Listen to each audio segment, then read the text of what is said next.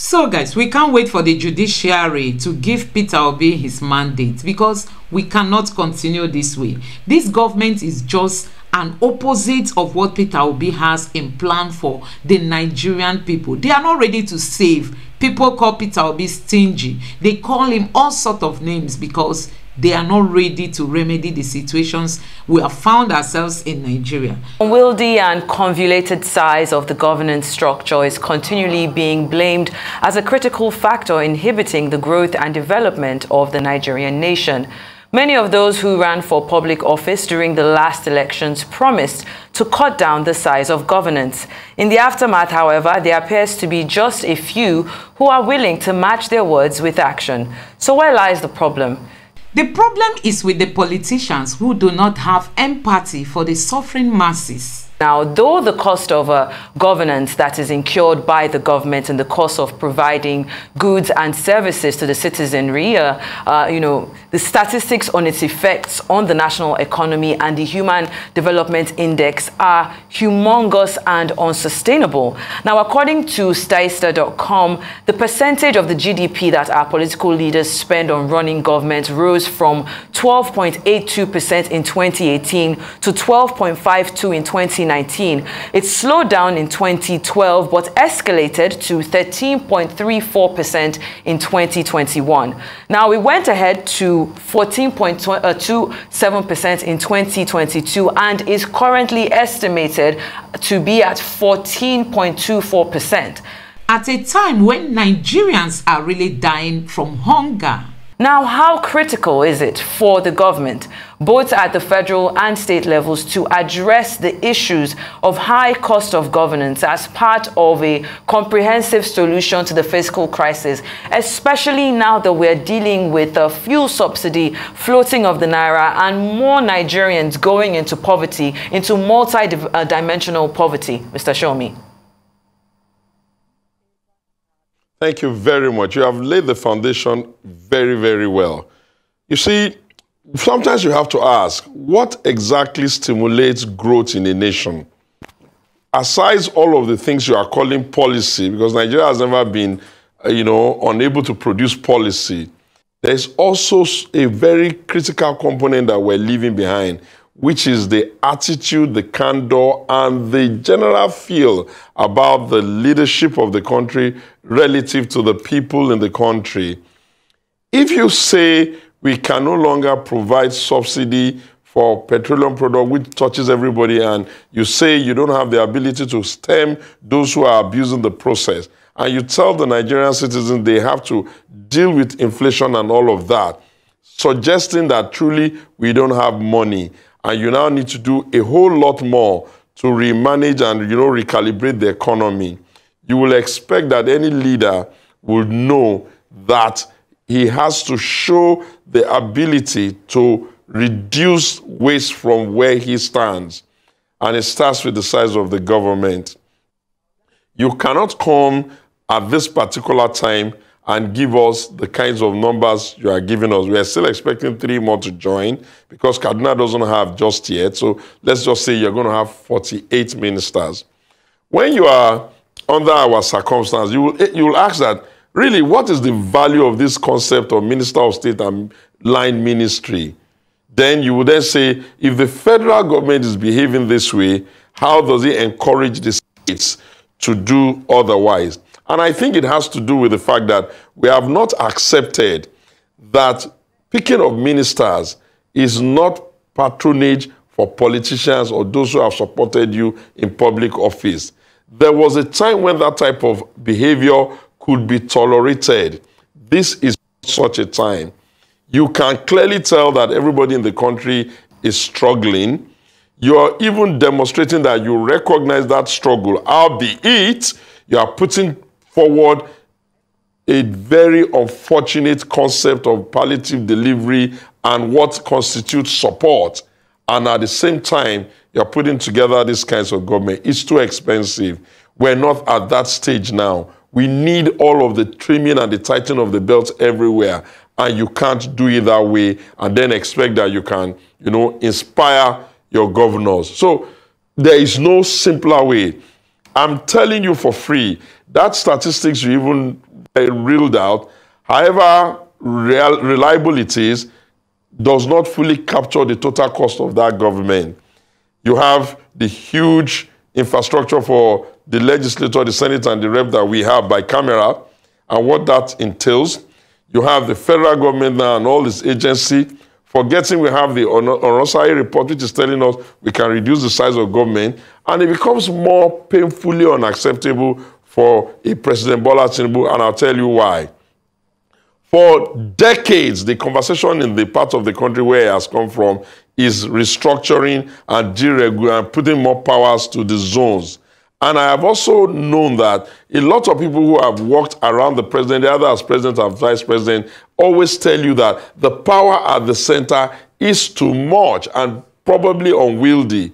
Why would you come at a time when you are inheriting a government that is from your party, where yourself and your government of APC created the mess, and now you are coming to shove it in our face as though everybody must scale down, but you in the national, you must scale up. That cannot be right, that cannot be correct, and you will not be showing the right attitude and the right reason for the Nigerians to empathize with his government and, have hope with his government. You've been elected since February. You're putting your government, your ministers together now. There's nothing that says in the law that you have to wait until the very last day before you bring up your ministers. And you don't have to then bring people that all of us within the Nigerian space can tell you, really, we can't find somebody else but this one. We can't find somebody else but this one. We can't find somebody else but this one. And you cannot have an economy that is slightly pinching the populace. And then you start to encourage your ministers to speak over the heads of the people they want to serve in a bully, garrulous, I'm going to do this, we are going to do... No. You are going to lose the citizen that way. And even if the citizens are helpless, because the election has come and gone, you are going to ensure that you cannot give them the gusto and the hope and the passion that you need that can drive their patriotism. The people cannot be in a recession sort of, or be in an austerity measure better put, and the government will be in a largesse of everything goes, we can do it anyhow we like, we can be same or same. The overfed members of the society are still the same one you insist are the best and the brainiest and the cleverest and the most capable in a nation that is not, having a drought of human resource either at home or in the diaspora. So it's too big. It's not a reflection of where we are now. And one would have expected a whole lot more, especially from him. Indeed, Mr. Showumi. Now, the United States, with a large economy and population, has 15 cabinet secretaries or ministers and a streamlined federal structure despite its huge size. So why can't Nigeria replicate same? And since we're also borrowing from their federal government structure, and where is the place of the federal character status in all of these permutations, you think? Today is a beautiful day on Arise. I've always loved you guys. Well done for that. You see, what other serious-minded nations do is that they reduce the administrative heads and probably expand the, institutions under them.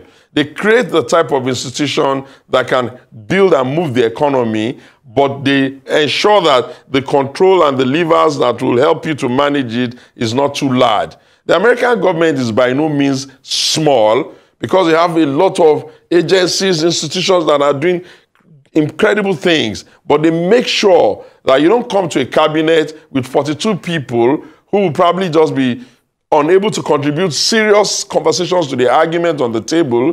The vast majority of them will not even see you. You will have a situation where memos are piled up in front of your administrative back end, and people will then create another cabal. Some people will be favorites of a 48-member committee to think about how to get Nigeria out of the mess. How does that even make sense? How does it even reflect that you understand what federal character is? Federal character says you should have at least one per state. I think it's time for us to even figure out what to do with that. That should give you 37. And if you stay on that 37, we can at least say that you were restrained by the law. what would be your excuse for being on 48? And then to make it much more difficult to accept that you are following anything that is equitable, we have seen that some zones got more than some other zones. A state like mine, Ogun, yeah, okay, thank you, you gave us like 3. We're getting 3. Whereas a whole zone like the Southeast is getting 5. So technically what you're saying to us with your attitude is that if the Federal Character Commission if the Constitution did not say take 1 per state, probably you would have come up with a cabinet and the Southeast would not even get 1.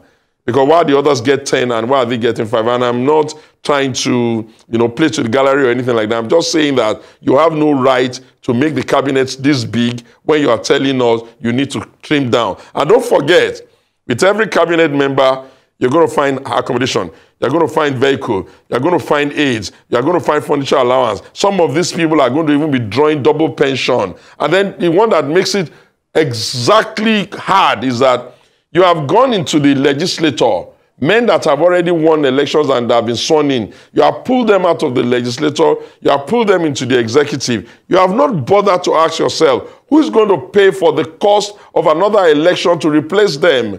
And if you can say you can fund your ruling party, who's going to bear the burden on behalf of the opposition party? We have 18 political parties. All 18 of them have to find another way to do an election in Surulere, where Gbaja comes from. They have to do another one where Umai comes from. They have to do another one where all of the people that chose to be legislators come from. Are you saying that in all of those places where you pick those men and maybe women, you can't find anybody in this country that could have allowed you to let them be their legislator and let us find people that can be in cabinet? I think our selection philosophy, especially his own, which is, I'm going to set up a cabinet in a manner to reward people that I think have played one role or the other in politics, or I'm going to set up the cabinet having another next election in mind, instead of just giving us something lean, giving us something, agile, and giving us something that we can say, okay, we're creating a new set of leaders.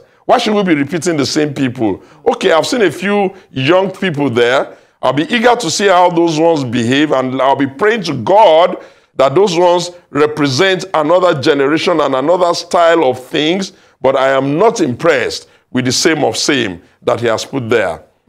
Okay, Mr. Shomi, there's a train of thoughts that strengthening public financial management reforms at both federal and state levels might be the answer. Now, how might enforcing the Fiscal Responsibility Act, the medium-term expenditure framework, and the Treasury single account help enhance fiscal discipline, accountability, and transparency in Nigeria's government operations?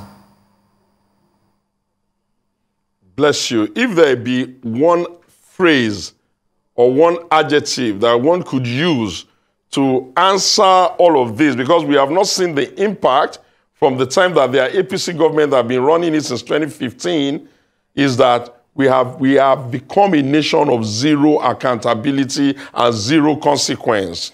You cannot run an African economy as robust as Nigeria in a manner that seeks to suggest that people can do whatever they like when they have this responsibility and there will be zero consequence for them. The guiltiest of them all are the subnational headsmen, governors. It's too difficult to explain how we can be in a nation where people will come in and say they want to govern. I wanted to govern in Ogun. Of course, I think we won that election, that are able to, and PDP won that election, but that's talk for another day. I can't imagine how we are going to be a people who every governor is trying to say he can afford a private jet only because he's governed here. I can't imagine how we are pretending as if we can't track what is happening with these guys with our money. I can't imagine how we're not saying to ourselves that these guys are not running local government in an autonomous manner, as if we don't know that you can only grow an economy from the base of the economy. I can't accept that we are going to continue doing the same and expect another result. So you can create all the laws you want. You can create all the protocols you want, and all of those ones you've listed. If we do not have a desire to ensure that there are consequences, we're just going to be dancing around the circle. Take what is happening to us in the financial and the forex sector. How do you come to the public space and tell us that between the times you've come in May 29 till date, it's only one individual, the governor of Central Bank, that you can hold till date? Is that supposed to suggest that since you've had him in, since you've been looking at the books, you have not been able to see the people that did the arbitrage, you've not been able to see people that abused the forex process? You don't have, the Bola Tinubu government is not indicating the, the belief or the perception that they have the courage or the gravitas to review the government that they were a part of in APC that got us into this mess. How did they open the CBN books now after the acting governor telling us the kinds of things he's telling us relative to the fact that some guy was CBN governor without approval, went abroad to borrow money from money banks, pledged our resources on it, brought the money, and then in the books of the bank, they wrote a certain amount, and when now they've done the audits, we don't have that kind of, we don't have that resources. So they cook the books, and you have been here, it's almost 100 days, and you've not been able to, rein people in. You've not been able to call people and ask for accountability. How do you tell the Nigerian people that, okay, the government of Nigeria cannot pay subsidy anymore? Granted. And you cannot tell us who are those that abuse the subsidy regime. I'm not sure it's you and I that, did all of that. And you can't do these things without a paper trail or a money trail. So any nation that is in a dire strait like we are in, who needs to grow its economy and expand it, cannot come to this space and be talking about taxation, taxation, taxation, without telling us what the consequence. Another one I want to add very quickly. How do you come into this country and you don't wonder that, how come all our banks have been posting profits consistently for the past 10 years? The real sector is not growing, and the banks are posting profit. And you don't think, as a new headsman, you need to start asking them, gentlemen, I'm curious to know what you are investing in, that you're doing so well, whereas the real sector of the economy is slacking. We can go on and on. Everything is not because you are angry with them or you are not in their party or another. We are all Nigerians, and we are partners in trying to make sure that this country works. You have not brought anything to the table to the poor. And you can't be talking to a nation like Nigeria with our human resource that your concept of palliative is doling out rice. Okay, when you finish eating this bunch of bags of rice, that maybe one village will get one bag, what next? Are you going to be sending them rice every week, every day? How long? And why are you even using rice as the signpost? Are we buying them in Nigeria? Do we own them? Do we manufacture them? Why are you not doing what you can call like a food basket or a food idea of what a Nigerian should deal with now? And why are you not making sure that those things are things that we ourselves are growing, so that even if you are putting in that money, you can be sure that it's going to help our agriculture? What's going on with us here? So it's as if one is beginning to think that, hey, these guys were saying they wanted this, they wanted that. They want to remove palliative, they want to remove subsidy and all that. But they're not thinking of the knock-on effect. What was their plan on that? You have done the I&E window. Do you even have enough forex to be able to ensure that you can get that stability? Your NNPC has gone to borrow $3 billion. How long can that even really last us? Now you're coming up with another concept that you're going to float dollar in the Nigerian bourse and the stock exchange. I like the fancy talk, but when you start to put $5 billion in the hands of subnational governors in a wholesale manner without recognizing that you cannot do palliative to the poor from the federal other than by retail.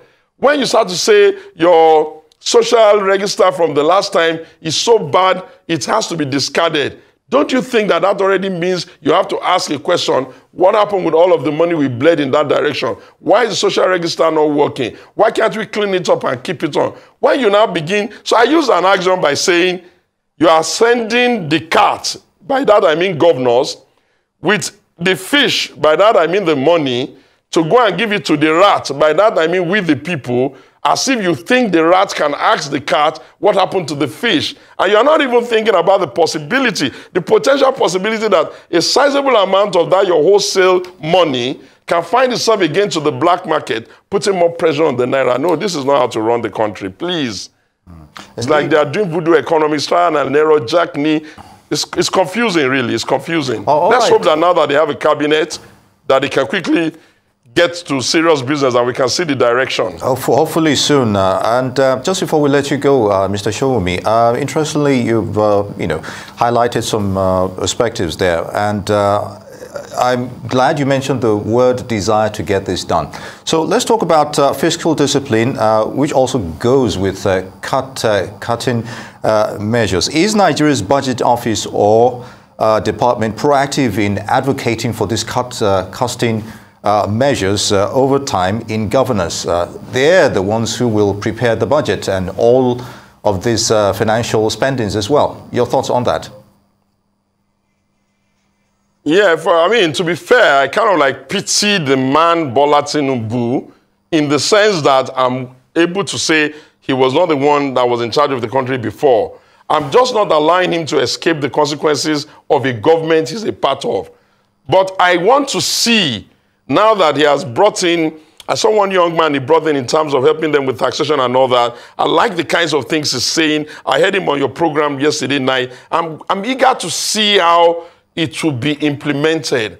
I'm eager to see how he would tame the covetousness of the people that claim to be, the ones that mill around him. I'm eager to see how everything will work seamlessly. And I'm eager for Nigerians to see the true result and the quantum leap of this government. Because at the end of the day, we cannot keep doing the same thing and accepting the same result. And it comes majorly with political will. And I repeat, this nation has to move away from a nation of pretending as if they don't know what is wrong to become a nation of consequences. There has to be consequences for people, especially those of them that have been given responsibility to manage us and who have access to our till. If we do that, we'll see that a lot of confidence will come into the Nigerian economy. Definitely accountability, transparency, and consequences for actions.